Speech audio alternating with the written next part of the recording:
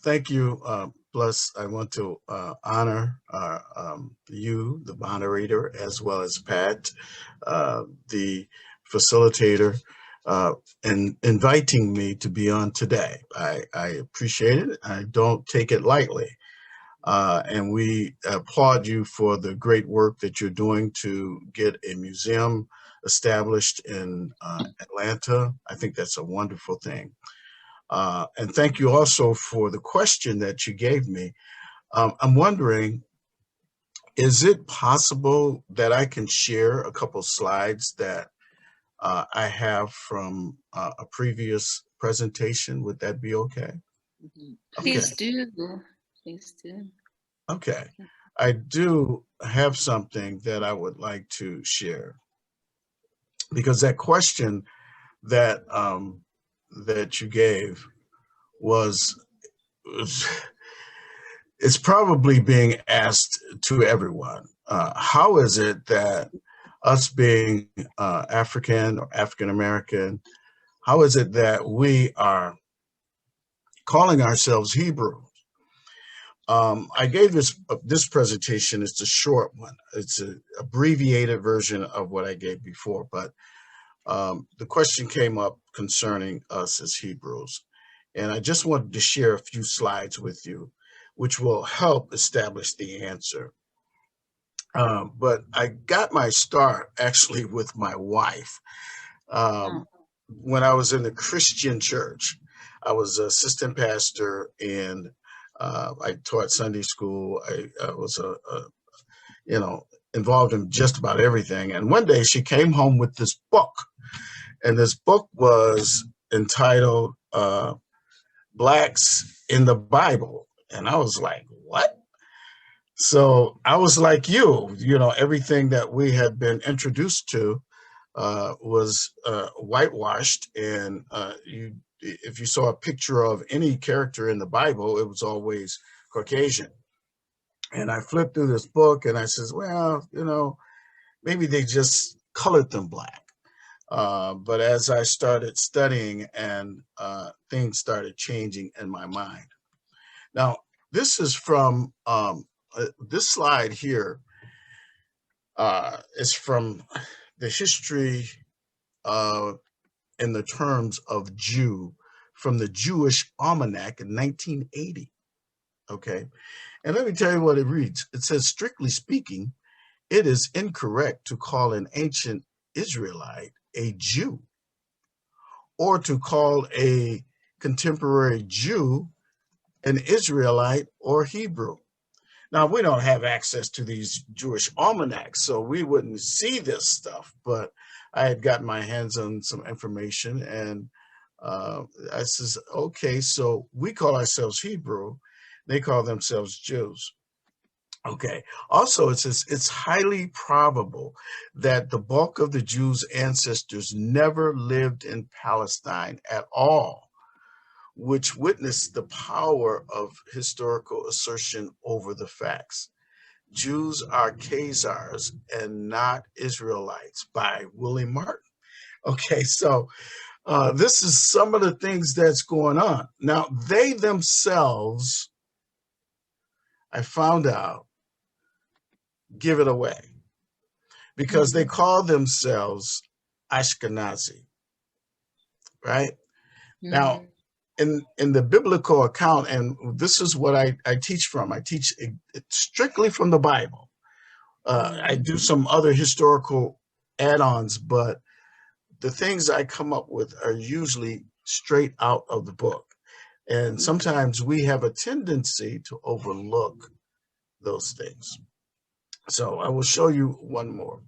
The great Hebrew migration in Africa, this is a summary. Ashkenazi Jews are not the original Hebrews as is claimed. We must still consider anyone, though, that is Ashkenazi if they embrace the Torah. That is our responsibility because in Isaiah 56, it talks about anyone that comes in that embraces the Torah, they are considered our brother, and we must treat them like we would a natural Hebrew. Wow. But we can no longer tolerate racism from any source, whether it's coming from Jews, from Christians. Racism should be abandoned because it's a new phenomenon. So, in answer to your question, that's one of the things that uh, caused me to uh, really go deeper was when I got that book and I started questioning within who are the Hebrews, and I started finding some things in the book Mm, that made me realize that we are the original Hebrews. mm, wow. That is so, so profound. So, after discovering that history and getting to know all this new information, I understand that you established together with your wife the congregation Beit Ephraim, and you went ahead to take on professorship at the Hebrew Academy of Detroit. So, what inspired you to then go ahead and start teaching more about that? What really pushed you? Well, It's because it's a very critical undertaking, and it is a work of courage to go against the current. So, what inspired you to take on this brave work? well, the identification of us being Hebrews was just part of it. I actually had gone on a fast. It was a 21 day, we called it a Daniel fast. My wife and I were on this fast, and at the end of the fast, uh, the Most High spoke to me and said, "Go 40 days." So I went 40 days, and at the end of the 40 days, he says, "Go 40 more, and I'll birth something in you." So I went to 40 more days, and the Most High revealed his feast days to me. Mm, That's how I got really in this realm. He mm. revealed the feast days, and he showed where they shouldn't have been done away with. And so Hallelujah. I was still in church doing this. Now I was teaching the feast days in church. I wouldn't let it go. It was just all over me.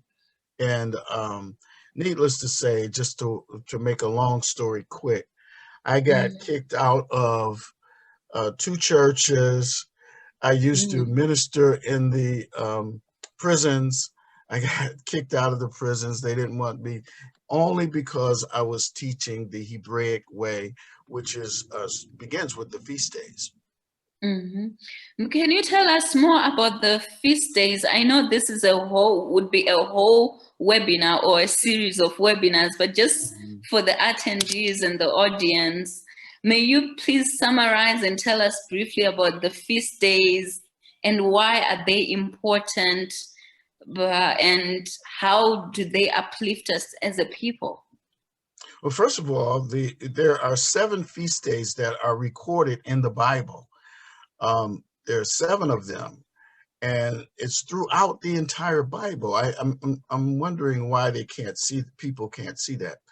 But Mhm. the question I pose before I start is, can you show me Christmas in the Bible? If you can't show me Christmas, why are we doing it? Can you show me Easter in the Bible? No, it's not there. But Passover, unleavened bread, first fruits, Pentecost, you got the Feast of Trumpets, you got Yom Kippur or the Day of Atonement, and you got the Feast of Tabernacles throughout the entire Bible. Mhm. And it was just amazing that when the Most High wouldn't let it go from me, I began to spread it wherever I went. Now, part of it, I learned as I kept going that I am a Hebrew. I eventually ended up having to step away from Christianity. I Mhm. remember a friend of mine had come over to the house. He was a bishop, and he says, "Pastor, look, man, why don't you pastor one of my churches?" And I says, "Man, I'm doing okay," because I was teaching the biblical feast days. in the Salvation Army. And he says, come on over. And I was assistant pastor at the time. So I said, well, maybe I should try. This is a promotion. So I did go over there. And as I was there, two very important things happened. I was ordained. Wow. The ordination, when they were about to ordain me, he asked me beforehand, what did I want? Okay. Did I want a robe, a nice robe, or what? I says, give me a tallit, a prayer shawl, and give me the complete Jewish Bible. Wow. Should have known by asking for that my term was not going to be long at that church. And that's how I got ordained. I received those two things as gifts. And then to make matters worse, my wife, who's a teacher, she was giving instruction to this young lady, giving her tutoring and instruction after class. And it just so happens that one day her father and mother came to the church. Come to find out that the father grew up in Dimona, Israel. It was a setup. So I'm like all enthused when I found out he grew up in Israel. I says, look, man, why don't you come and teach Hebrew for us? So he came, he agreed to it. And we had a Hebrew language class while I was the pastor there. Right. Wow. Okay. This is what happened. I learned about the name of Jesus being Yeshua. And so instead of always saying Jesus, I started saying Yeshua. His son was one of the parishioners, went back and told the bishop. Bishop got upset. And it wasn't long thereafter I was eliminated from the church because of the name Yeshua. So there are 7 feast days, and I taught them, even in the Christian church, I kept teaching them. I couldn't stop. I have a friend of mine has some old cassettes from the 90s when I was teaching the feast days. And since then, the Most High has blessed us with one book.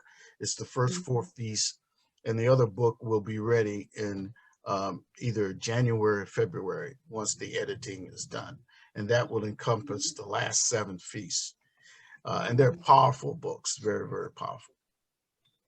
I know, because Yahweh is in it, hearing your stories, the challenges that you went through, the backlash and the pushback, and you kept on going. So what were the results in the work that you were doing, in spite of the challenges, the pushback, being dismissed from the churches that you were preaching at? What motivated you to keep going? In retrospect, it's hard to even say, except for the drive and passion I had for the feast days. I knew they were right, and I knew they would not be accepted in the Christian church. Had they accepted me in the Christian church, I probably still would be a Christian preacher, honestly. But they would not accept that. And eventually I learned the crossover came when I went to Shabbat. When I went to Sabbath, everything changed. Everything changed. My whole focus even changed. And even the messages changed. So Sabbath was my eventual key to the crossover into the Hebrew walk and lifestyle. Right. So, Pastor Lowe's, you mentioned that as you kept on praying and you were teaching and getting deeper and deeper into your work, you realized deep inside that you were Hebrew. So for people who have not taken the same journey as you have, who have not grown spiritually and made that spiritual journey by themselves, which is honestly most people and most of us. How do we know for sure as African Americans or people of African descent that we are connected to ancient Israel? Oh, yes. That's a great question. And you should ask the question. What I'm finding is the awakening is occurring throughout the world. And this is being led by the Spirit. This is a Ruach HaKodesh, Spirit-led phenomena that's occurring all over the world. There are people that I'm running into that saying that something's wrong with this church business. They're not teaching the right thing. And they say that I believe I'm a Hebrew.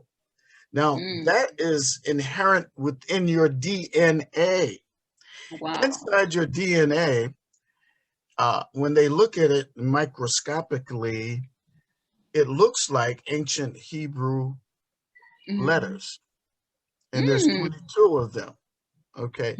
The Most High, come to find out, put that inside our DNA. And even though the enemy has made us forget who we were, he's always made it so that we would remember. And this is the time of the awakening. People are remembering who they are.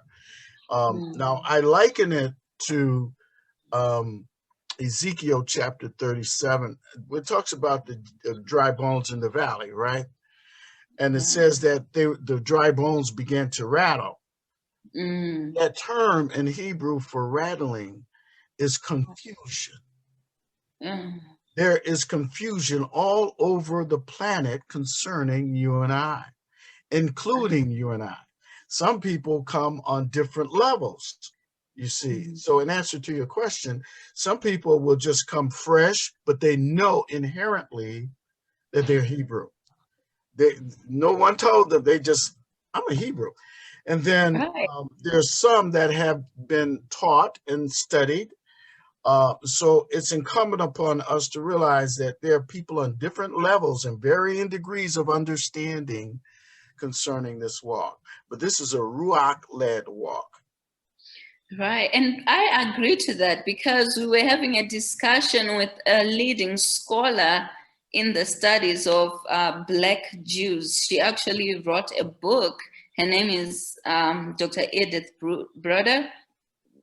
Based Yes. Right. And she said there's a phenomena where young people in Africa, especially in the upper Sahara, and even throughout Africa, are forming Jewish communities, or I don't want to use the word Jew anymore because you defined it, Hebrew or Judah-related religions, and they're turning to those Hebrew practices and religion. And it's not because they necessarily trace back their DNA to say, oh, my great-grandfather migrated from Israel, but it's occurring to them that they identify more with the Hebrew customs rather than the Christianity that was introduced and is being practiced through, missionary churches that have grown, So now that you say that, the rattling, I can see that because young people across the world, Black young people are starting to turn to practice the Hebrew way of life and leave behind the Christianity as we know it today. Exactly. Wow. Because and this is not a religion. This is a way of life. Please teach us. Teach culture us. that we're going back to. But the Christians made a religion out of our teachings. What they did was, it's like if I took your purse and went into your purse and took all of your identification out of there, changed the language of what's in your purse, everything that your driver's license, all that, I changed it. Then I gave it back to you. I says, okay, This is your driver's license. You don't really know your full name. You don't. I changed everything, and that's actually what happened to us. They changed our language. They gave us a new language, gave us new cultures, and then gave us the book back, like your purse, and said, okay, now follow this. And then they gave us instructions on how, but it was your purse to begin with. You knew exactly what was in the purse. And this is what's happening today. We know inherently in our DNA who we are. We are the Hebrews. But the Bible itself backs it up. Now, Right. if I may, can I give you a little bit more of the presentation? Sure, please go ahead. Okay. Part of the presentation. Can you see it? Not yet. Okay. I may have to go back in. I may have to go back in and share the screen again. Okay, because it must have stopped sharing. Okay. Let's go back in. Here's where we were.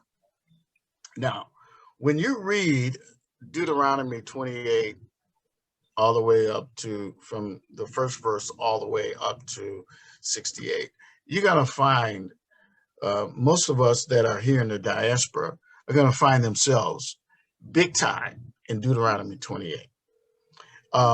Deuteronomy 28 and 68 talks about going back to Egypt on ships again. Now, this is a very interesting phenomenon because we did go back to what they call Egypt. Egypt is America. America is comprised of Egypt and Babylon together.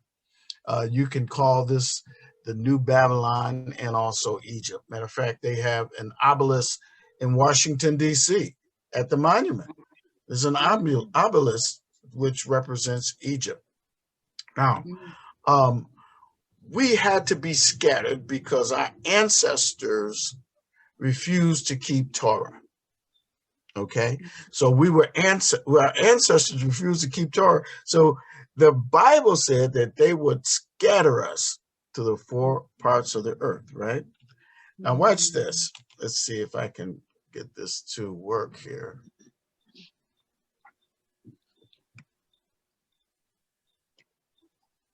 Okay. Now, when we were back in at the time of the kings, after Solomon's son had gone to the younger generation, got bad advice, the kingdom split. We went to the northern and southern kingdom. The northern kingdom was Ephraim, the southern kingdom was Judah. Okay. Those kings of the northern kingdom would refuse to follow the Torah. So what happened? They were attacked by Syria in 721 BC. Once they were attacked, now most Christian preachers will teach you that they wiped them all out. They couldn't have wiped them all out. They didn't wipe them all out. As a matter of fact, many of the migrations began then. The Igbos in Nigeria claim that they started leaving right during this time of 721 BC. Guess where they went? They went towards Nigeria. But this is how they got there. In Hosea, the prophet, he says, they shall not dwell in the Lord's land, but Ephraim shall return to Egypt. The last I checked, Egypt was Africa. Did it change any? The last I checked, Egypt was in Africa. And when they speak of Egypt, they're not just speaking of this area. I'll show you a map here. You see where the Mediterranean Sea is? That is that northern part where Egypt is. That's not the Egypt of yesteryear. As a matter of fact, most of the temples were closer. They were about 800, 900 miles away from the Mediterranean Sea. They were deep into Egypt. Plus, when they got there, they went beyond Egypt into Cush and went west. So Mm. the Bible actually says they went back in Africa. Okay. It was a prophecy.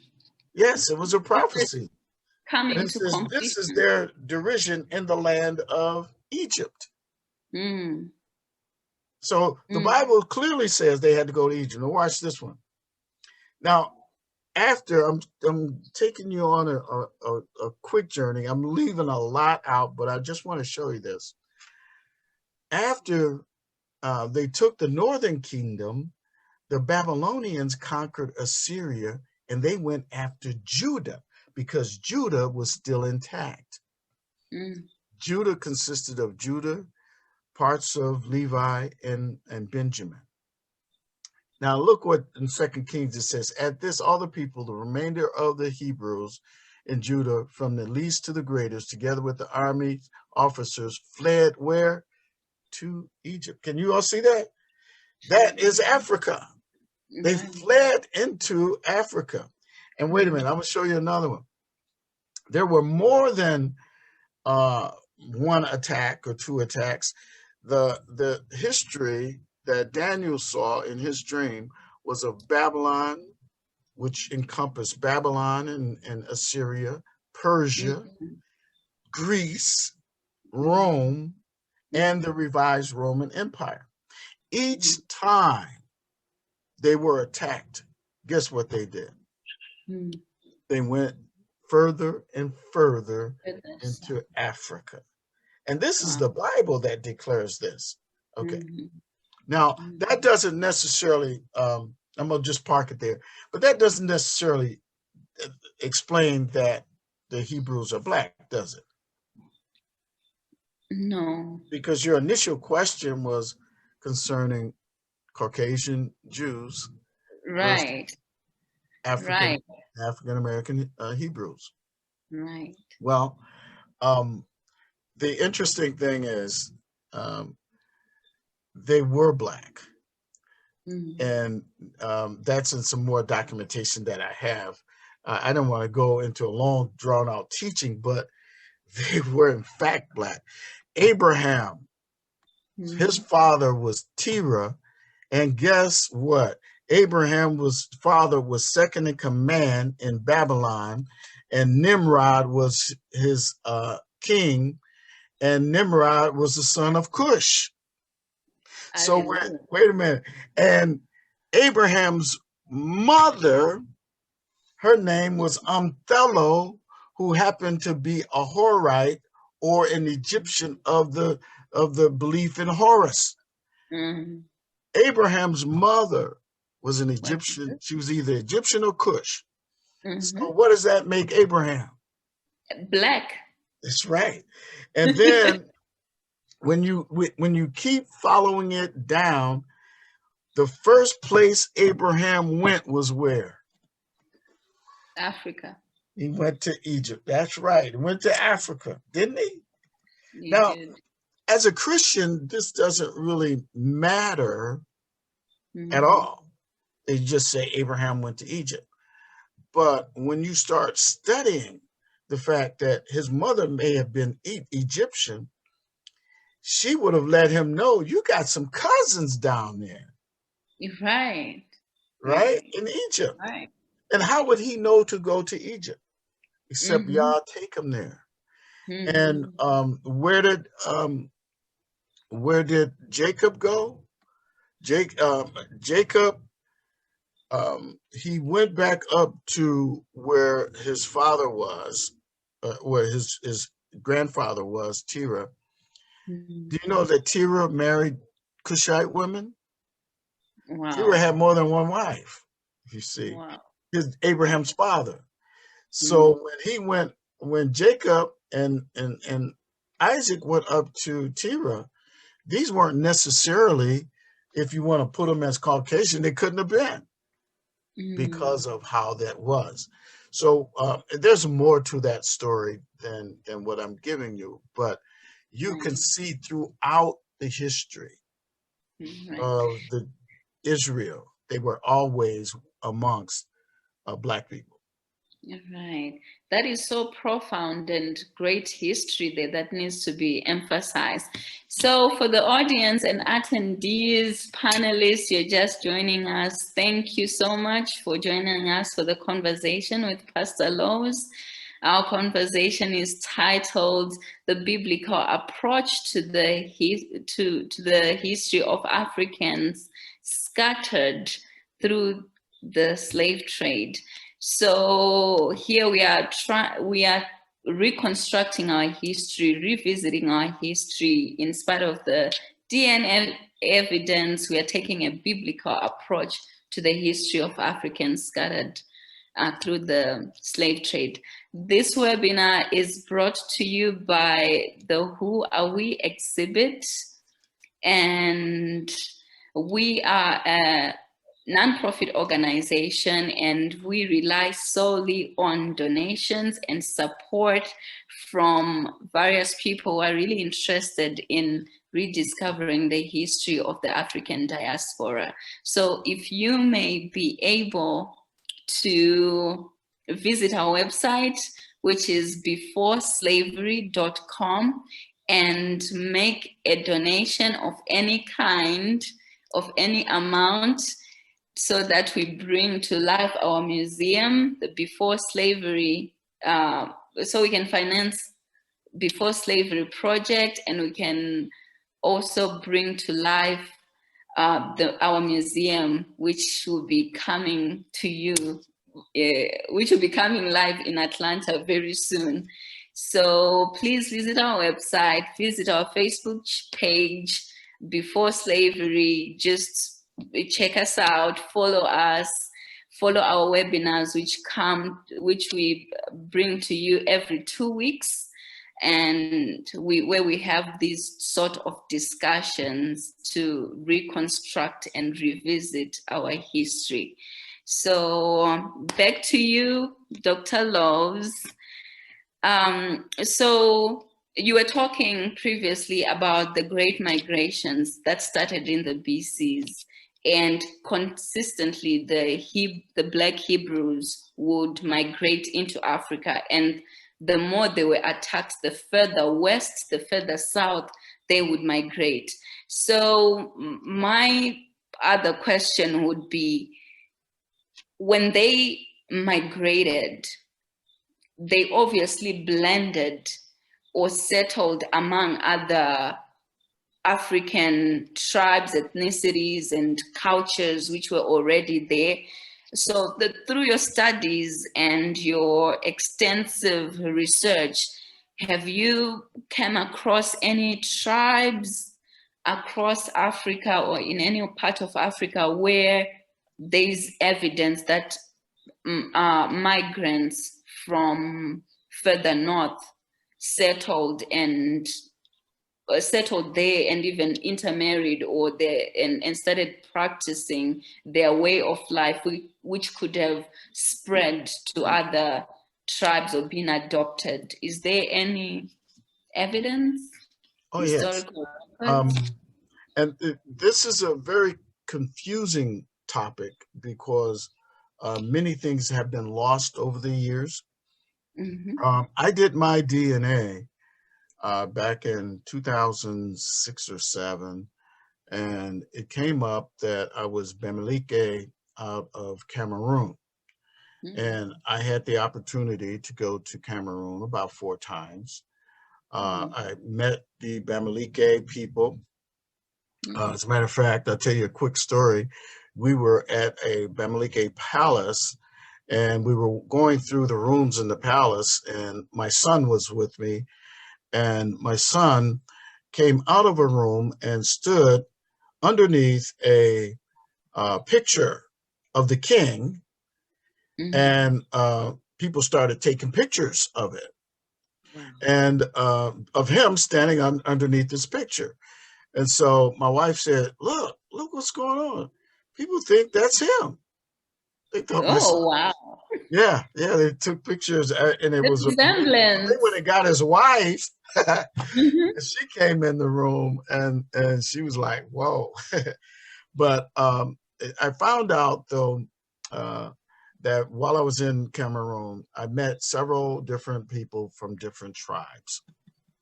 Bassa was one tribe that I met. This guy was called Mbumbak. He trained chiefs. So I asked him about what you just said. I says, "Where did you guys come from?" He Mm, says, "Well, we came north of the palace. We came right around Palestine, the Nile River area." I says, mm, and how did you get here? So they traced, according to their oral history, they came down the Nile, went through Uganda, went over by, came through the Congo area, Gabon, mm, in Congo, and came up through Cameroon and kept going further west, the Bassa. mm, And I mm, says, "Well, what is the name of your God? Could you tell me mm, that?" And he says, mm, Inyame, Inyame. mm, So you hear that all over Africa now. I've heard that so mm, many times. In Ghana, it's Jinyame, Jinyame. mm, So I says, well, according to this book I have, and I had this book, I don't know if you can see it, The Hebrewisms of West Africa. And mm, I says, according to this book, you will sometimes interchange the sound of M for the sound mm. of W. He says, Oh, yes. So if you interchange Nyame to mhm, Yahweh, mm. I says, Wow. oh man. I says, you Mm, almost be Hebrews. He says, okay. well, he started telling us about his customs, and it was almost like straight out the Bible. And I Mm, find this uh, in in when I went to Ghana, mhm, and the Ga people are the same way. The mm, so are the Igbo in not in Cameroon, but in Nigeria. As a matter of fact, I met an Igbo king, uh, mm, Chukwe Eze Iri, and this guy declared when he came to America, he came there to make a friend of mine a king, install him mm, as king. But he declared to everyone in the room, "I am a mm, Hebrew." mm, So the Igbos themselves, they not only declare being a Hebrew, they trace themselves to the tribe of Gad and wow. Erie, right? Wow. So there's all in Ashantis over in Ghana. They're all Mm, throughout the West Coast. So, mm, and I'm not surprised because that's where mm. we migrated. Wow. And what I'm getting from your teaching is that not only are you considered Hebrew by your uh, DNA, but even by how your way of life, right? Yes, So even if most African tribes practice Hebrew or Old Testament customs and values, that also by default sort of makes them Hebrew, is absolutely. it? Wow. Absolutely. A lot has been lost, though. Mm. We Mm-hmm. were captured and we were enslaved in Mm. America and the islands and Right. South America. Right. You were colonized. We were They, colonized. yeah, they not only took us, but they went to Africa and colonized Africa. I love Mm-hmm. what Dr. Arikana talks about with the Berlin Conference. They went Mm. and sliced up Africa and sent missionaries to teach you. In other words, take your purse and give you another purse with a different identity. Okay, and that's Wow. what they did over there in Africa. So Mm-hmm. many of us lost our knowledge of who we are, the names of our gods, but some of the customs still remain intact. And Right. that's what you mean by default, yes. Right. And we were also silenced because colonialism, they enforced certain religions. If you want to get a job, you had to have affiliated with a certain religion. So if you wanted to get an income, if you wanted to survive, you were forced to adopt a Western type of religion or do something or be affiliated with something, and reject and neglect your traditional values. And over generations, that's how we lost our history. Our elders censored themselves. They stopped um, talking about our religious customs because they were afraid of the authorities. And that's how most of our oral history also got lost, and we became super Christian in the way of maybe Catholic or maybe Anglican, such missionary imposed religions. So, Absolutely. oh, wow. So now that we know all this history, we know that okay, we are Hebrew. In the 21st century, a young person like me, why should I care about the connection with ancient Israel? What is it important for me to know this? Because today it's all about making money, it's all about getting a good job, about getting a nice house and accumulating all these nice things. And as long as you hold certain values that helps you reach that level of what we call success these days, you're fine. But why is this knowledge important to our success as a people? Well, there are two parts to your question, Mm-hmm. if I'm hearing you. The first part deals with why should we claim Israel or the customs of uh, Hebrew Right, today, and how does it relate to you as a young person? There's a right, it's an important thing that's happening. Like we said before, this is a phenomenon that's going mm, on, and mm, and it was prophesied that and also in Ezekiel that the two sticks, Judah and Ephraim, must come together. mm, Now, what you're seeing today is the phenomena of you being in Zimbabwe and mm-hmm. me being in America coming together. That is a phenomenon. Mm, 25 years ago, this wouldn't be happening. So right. that alone tells you that we're not in control of this. If you didn't, Modesta, if you rejected this, he would he would bring your sister, your brother, your cousin. Somebody else would be standing right there where you are. This is ordained by the Most High. He has made it so that we must come together. Why? Because where you are in Zimbabwe is Mm, very important to this, mm, whether you know this or not. Um, Part of where you are has an historical value to us. mm, What do I mean by that? Why is, I believe that's in Zimbabwe, why is there a place called Gaza in Zimbabwe? Why is it there? What is it doing there and not in Israel? mm, right, What's going on over there? right. There's something happening. Mm, Zimbabwe mm, controls uh, quite a large percentage of gold and silver for the world. All right. right. Now, There is a gold rush in my hometown right now. really, okay. Now, take a look at this. There, the objective of the European colonialists is to keep you and I apart. Mm, Because as long as I can't get with you or your country and begin to deal together, They have full control over your goal, our goal. That is our inheritance. They have came and taken it from us.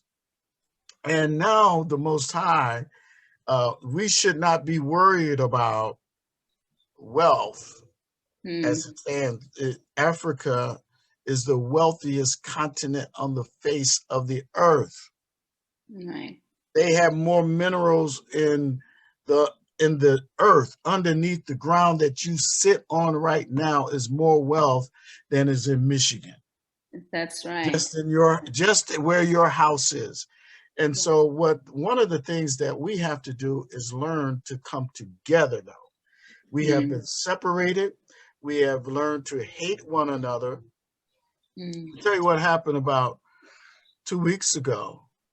A brother came online and he was from Nigeria and he had been listening to the teachings and he says, I want to ask for apology.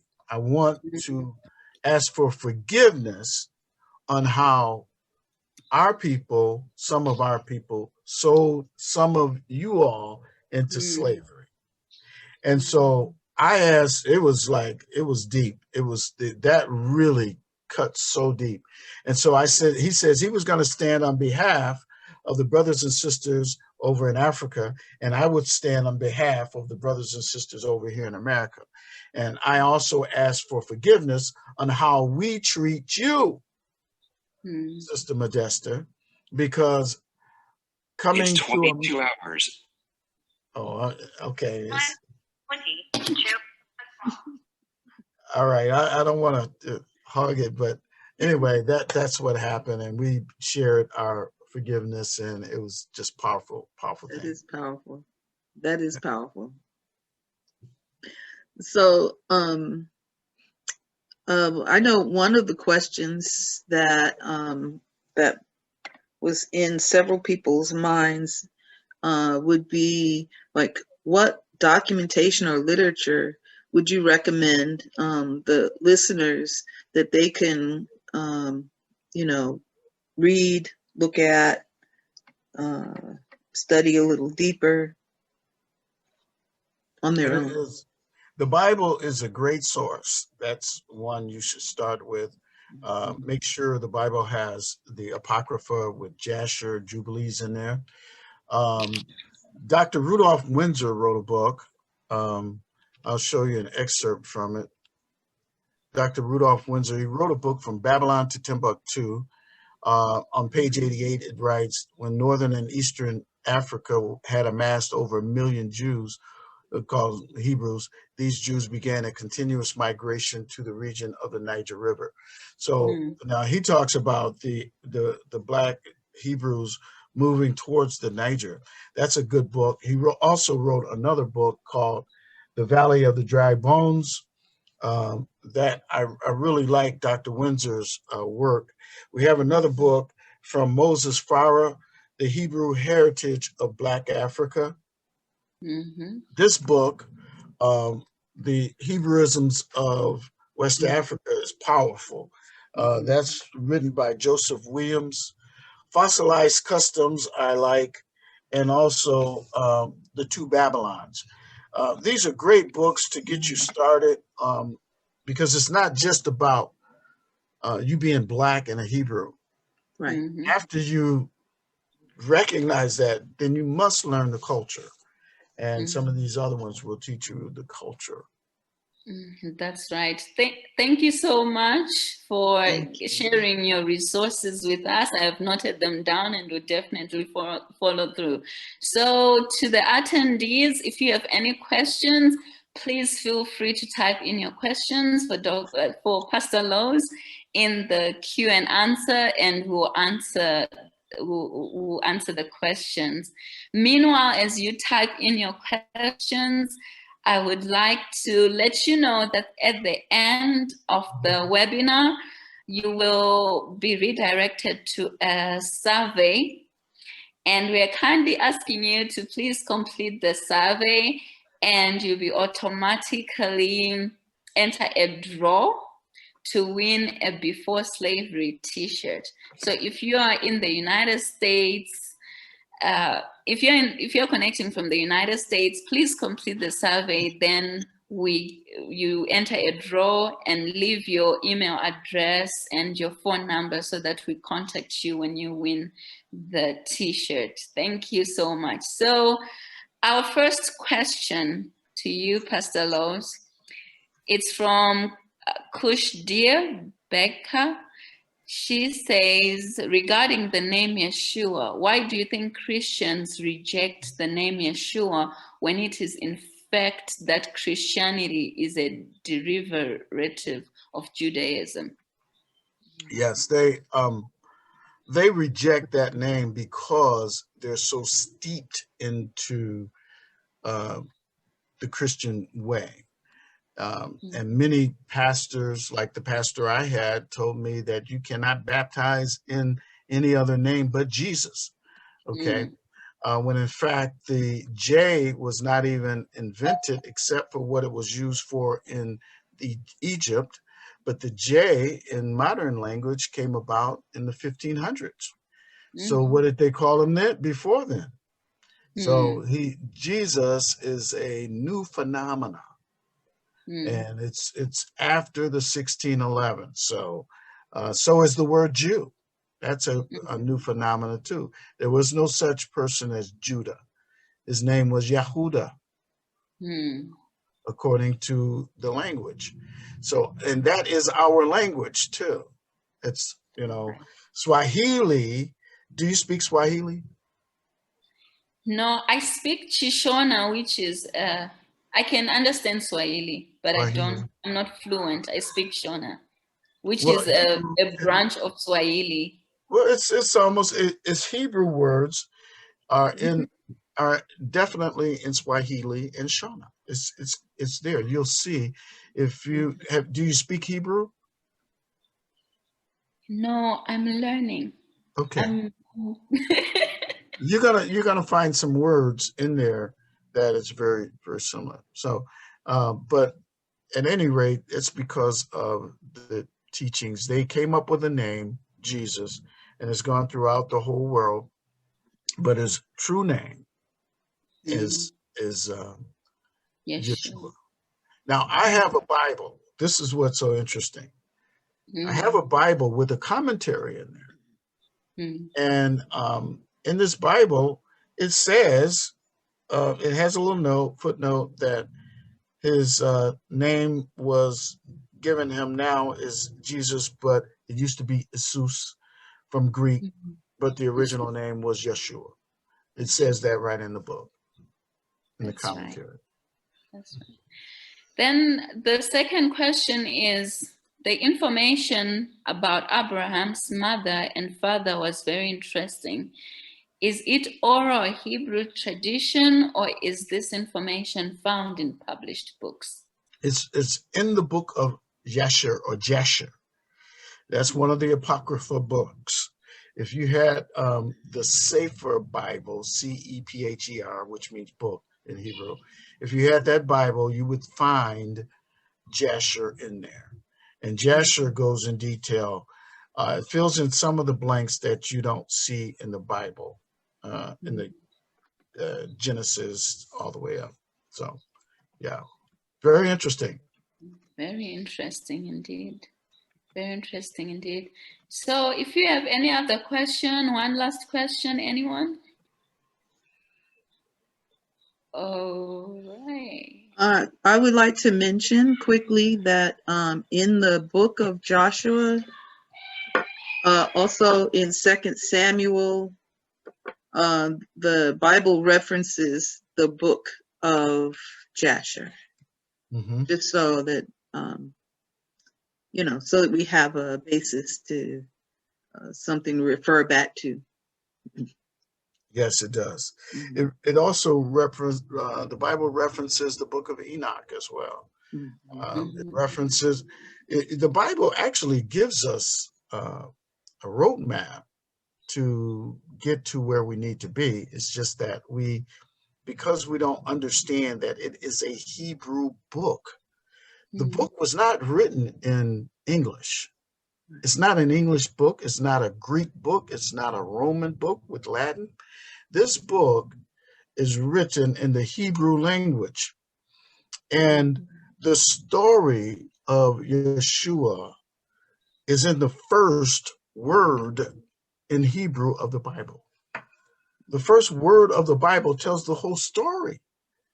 But because we are oriented to Greek mindset and English, we stick with the English and we try to get some Greek. But if you study the original, the book was a Hebrew book. It's written in Hebrew, and we have to look at it from a Hebrew perspective. So Terry Parrott says, great information. What Bible would you recommend? Love the book of Jesha. I have that one as well, Sefer. So what Bible would you recommend, and where can it be found? The Sefer? You can go online and find the Sefer. I use also the King James. I use a King James. Let's see if I have it here. This one is the Spirit-filled Bible. It has a lot of Hebrew words in it. This particular Bible, I like King James because I can reference the words by going to Strong's. And when you get the revised versions, what happens is you can't find a word. So you're trying to look in Strong's for a word, but they took it out and changed it to something else.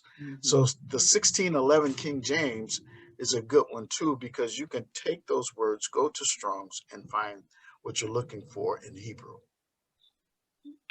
Awesome. Awesome. So another question, what is the name? Okay, it is there. You answered that already. What is the name of the Bible with the commentary? I think they already. Yes, this one is called the Spirit-filled Bible. The general editor is Jack Hayford. It's a Thomas Nelson Publishing Bible. This one I liked because the references are awesome. I really like that. All right, awesome. Thank you so much, Pastor Lois, for allowing me to interview you this evening. It's 10 p.m. here now.